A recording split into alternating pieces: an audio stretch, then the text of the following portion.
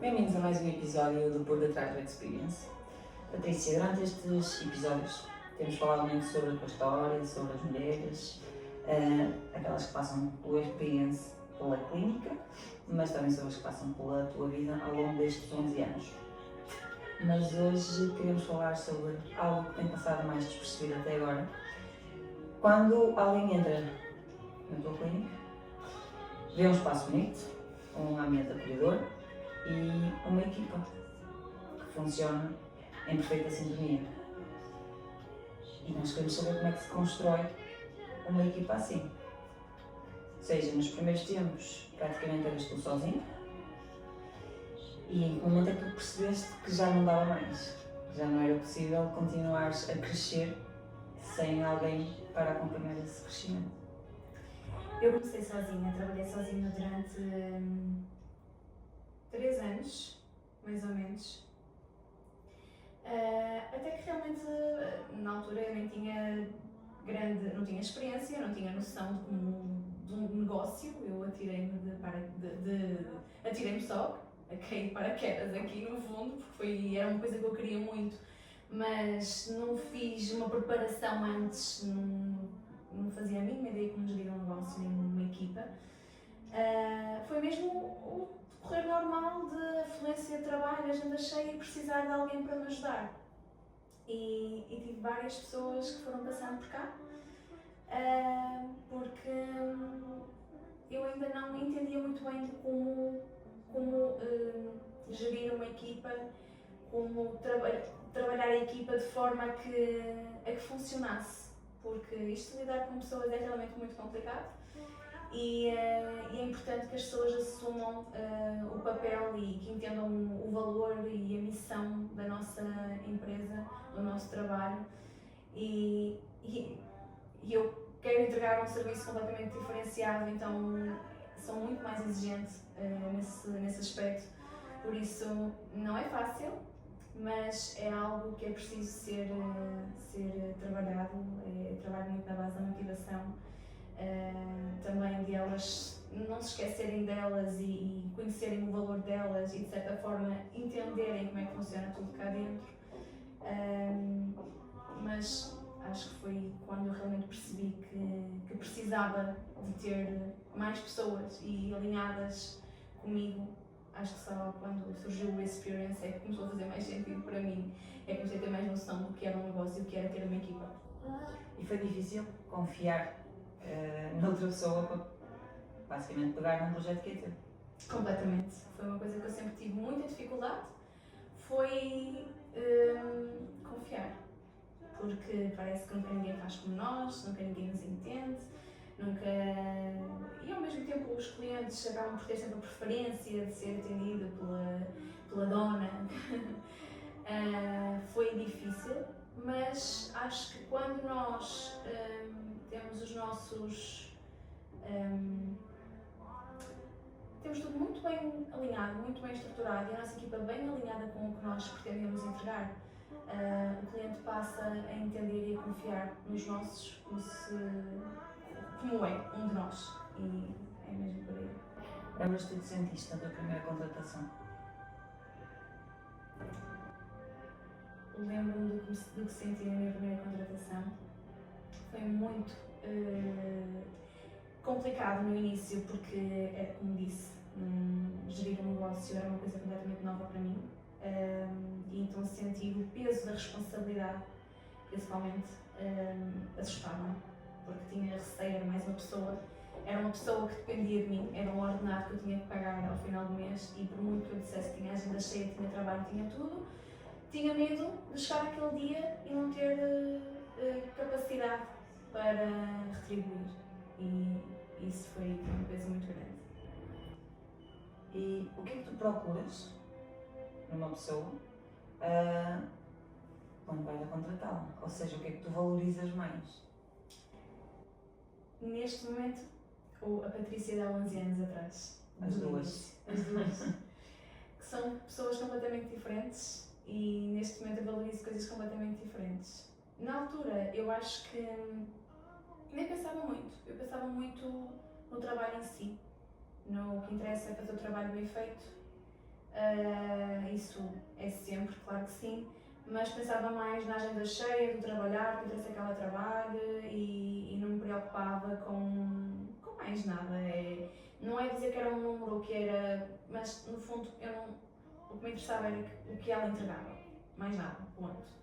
Neste momento, primeiramente eu olho para a pessoa em si, porque tento conhecer a pessoa, eu tenho que me identificar com ela, primeiramente. O santo tem que bater, senão não dá. Mas, primeiramente, eu gosto de conhecer a pessoa, reunimos sempre uma ou duas vezes, gosto de saber como é que ela está, como é que ela se sente, como é que ela vê a vida, como é que ela lida com as situações, com a vida dela, com os problemas, com o que é que ela gosta, faz por ela, a família dela, como é que ela se sente no fundo, ela, não na parte profissional do trabalho, é a mulher em si. Eu primeiramente vejo essa parte e só depois me foco no resto. Eu posso dizer que as melhores colaboradoras que eu já tive são pessoas que nem tinham formação profissional na área, foram formadas por mim e são as melhores. E na tua equipa atual, existe algo que todas têm em comum? Primeiramente, eu preciso de sentir que existe um bom ambiente cá, porque acho que só assim é que poderá também funcionar. E nunca nos esquecermos que somos todas mulheres, estamos todas aqui em equipa, umas pelas outras, e eu sinto muito isso na nossa equipa, cá na clínica. E não há rivalidade, não há competição, não há comparação, há realmente uma equipa, no verdadeiro sentido da palavra. E há alguma característica que tu consideres indispensável para trabalhar contigo aqui? Claro que sim. E principalmente a empatia acho que é muito importante, porque não dá para. Nós temos sempre que estar aqui umas para as outras, passamos muitas horas juntas e para mim não dá aqueles ambientes de cortar à faca, não dá. E pronto, eu não gosto de me sentir a mais no meu próprio espaço e quero que as outras pessoas se sintam bem aqui também. Por isso, a empatia, serem bem dispostas, serem alegres, serem responsáveis, claro que sim, mas isso não é já entrar por outro lado mais profissional, mais exigente. Mas eu acho que se funcionar, se houver um bom ambiente, tem tudo para o resto funcionar. E como é que tu conseguiste que as tuas clientes, que estavam habituadas a que fosses sempre tu, começassem a confiar nos outros elementos da tua equipe? Foi muito difícil quando eu comecei a contratar, foi mesmo muito difícil porque realmente preferiam-me a mim, sempre, comparavam muito. Foi necessário eu fazer, no fundo, uma seleção, não é bonito dizer, mas havia clientes que até nem se importavam tanto e então essas que não se importavam eu passava para a equipa e aquelas que se importavam ficavam comigo. Eu trabalhava montes de horas porque era difícil, que eram mais as crianças atendidas por mim do que pela equipa. Mas neste momento elas confiam demasiado em mim e claro que também fui perdendo clientes ao longo do caminho porque é tal, faz parte. Não se identificavam com a outra pessoa, eu não conseguia atender toda a gente e fui perdendo clientes, mas está tudo certo com isso.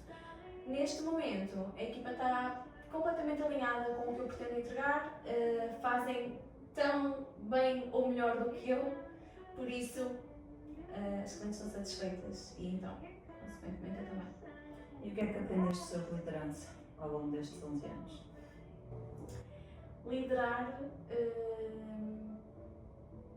é exigente, é muito exigente, é preciso saber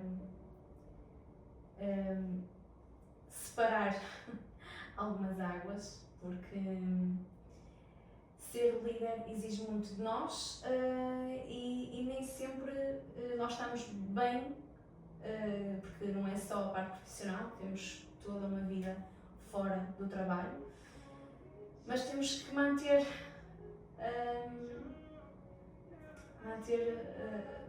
sustentar, no fundo, a equipa. É um desafio. acho que é um grande desafio saber liderar. Houve um momento em que tiveste de tomar decisões difíceis relativamente à tua equipa. Como é que geriste esse lado mais emocional? É exatamente isso. O lado emocional é a parte mais difícil. Porque eu sou muito esta pessoa de. Eu afeiçoo-me às pessoas rapidamente.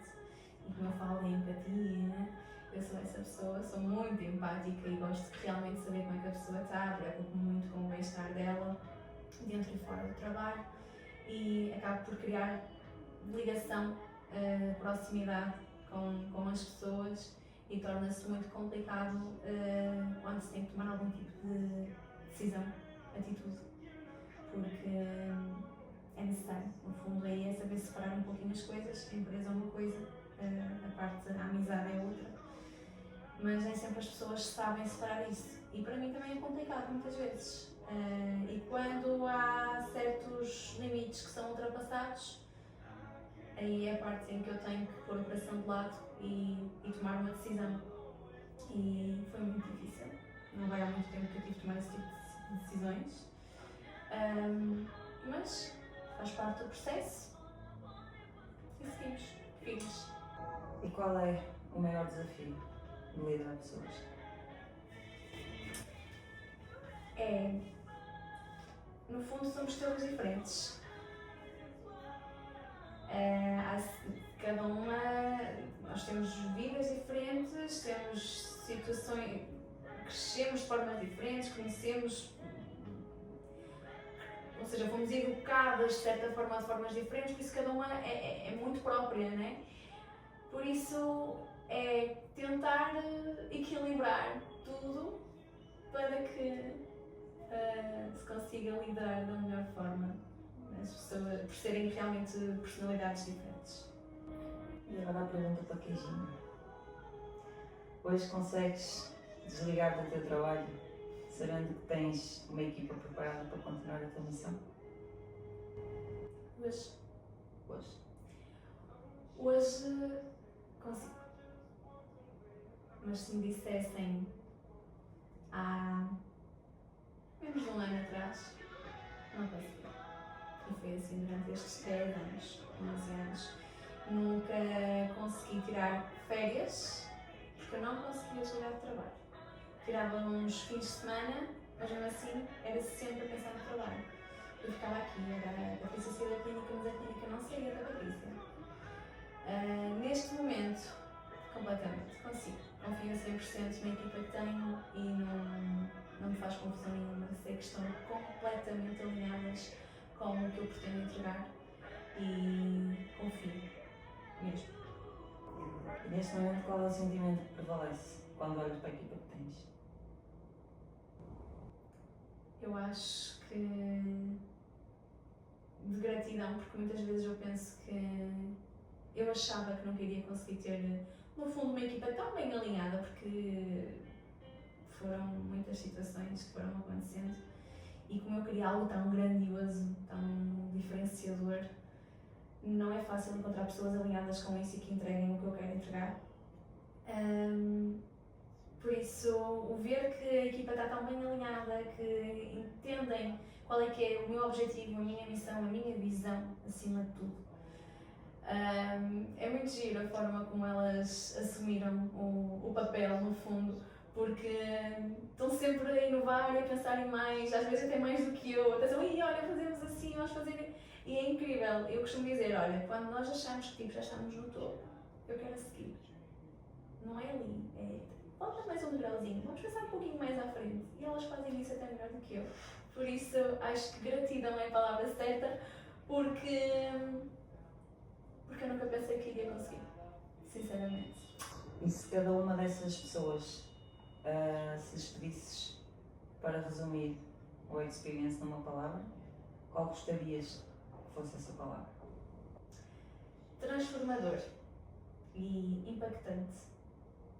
Acho que seriam essas as palavras que eu gostava. É a forma que eu gostava que descrevessem o experience.